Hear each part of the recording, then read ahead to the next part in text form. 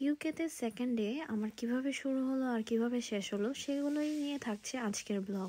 এটা একদমই র্যান্ডম একটা ব্লগ, আমার জাস্ট ছোট ছোট ক্লিপগুলো নেওয়া হয়েছিল।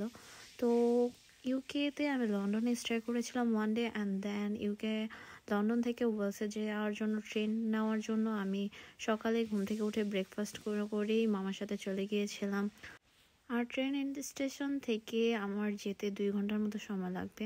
তো আমি ট্রেনের জন্য ওয়েট করছিলাম, আর ফাইনালি আমি ট্রেনে উঠে যাই। আর এই তো হচ্ছে ট্রেনে আমি যেহেতু একাই জার্নি করছিলাম, খুবই বোরিং লাগছিল। তো এভাবেই সেই দিনটা শেষ হয়ে যায়। আর আমি সিটিতে গিয়ে জাস্ট লিটারেলি পাগল হয়ে গিয়েছিলাম, এত সুন্দর সিটি দেখতে। আর প্রথম প্রথম তাই গলাটা মাফলার বেঁধে তারপরে বাসা থেকে বের হয়েছিলাম। আর এটা হচ্ছে অ্যাপার্টমেন্টে আমি সুন্দর করে রান্নার জিনিসগুলো গুছিয়ে নিয়েছিলাম, যেগুলো আমি বাসা থেকে নিয়ে এসেছি।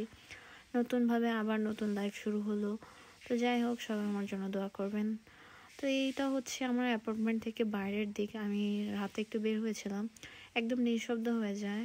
আর এটা হচ্ছে পরের দিনের ব্লগ। পরের দিন আমি রেডি হচ্ছিলাম ভার্সিটিতে এনরোলমেন্ট কমপ্লিট করার জন্য।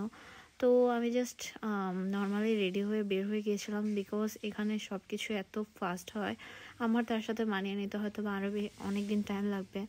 তো যাই হোক, এখানে বাস আমি প্রথমে এসে কিছুই বুঝিনি, আমাকে তো সেই ওভার করেই যেতে হবে, তো আমি ওভার বুক করি। ওয়েলস ন্যাচারালি এতটাই সুন্দর যে যা বলে বোঝানোর মতো না।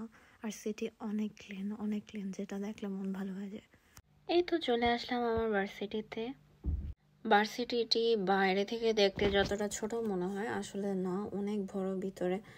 তো সেদিন হচ্ছে রাস্তার পাশ দিয়ে হাঁটছিলাম, তো এটা হচ্ছে ব্লুবেরি না, এটার নাম আমার মনে নেই, বাট এটা আসলে বাংলাদেশে খুবই এক্সপেন্সিভ, বাট এখানে দেখলাম রাস্তার ধারেই বিভিন্ন গাছে এই ফলটা পাওয়া যাচ্ছে। তারপরে সেদিন বিকেলে আমি স্ট্রবেরি প্রথম কিনলাম এই দেশ থেকে।